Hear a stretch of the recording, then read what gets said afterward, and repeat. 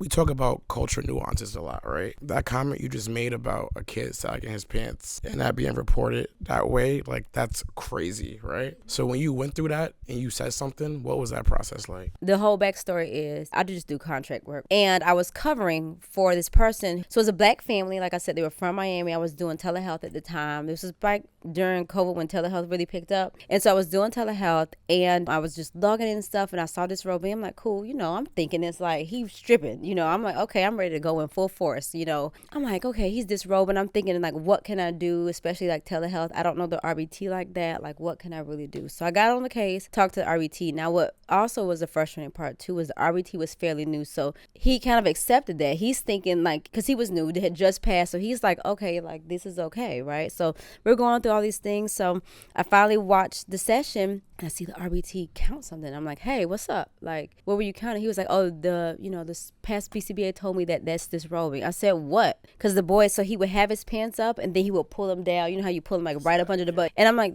disrobing where though? And he was like, the operational definition was anything lower than the waist by his pants are considered disrobing, which is asinine. And so I'm like, okay, we go through that. And then I looked at the other definitions he had. He had, they like to take off his shirts, right? When they're sagging like the shirt off. So I'm like, okay, I'm gonna give you that. We'll take that off. But he wanted to wear that as a trend. You see he's watching these rap videos. You see that he thinks this is okay. So when the BCBA got back, I stopped it. I'm covering the case, so I stopped it. I said, if we want to really count disrobing, let's really count disrobing. Is he taking his clothes off in inappropriate places? He was not doing that. He was at home literally watching rap videos and doing exactly what they were doing on the video, which is what? Sagging, shirt off, chains off. You know what I'm saying? The BCBA got back, and I was like, I had to give him a cultural lesson. I was like, you count disrobing, and your operational definition says anything below the waistline. I said, do you know how a lot of black men wear their pants? And not even trying to sag, but it's not at their waist.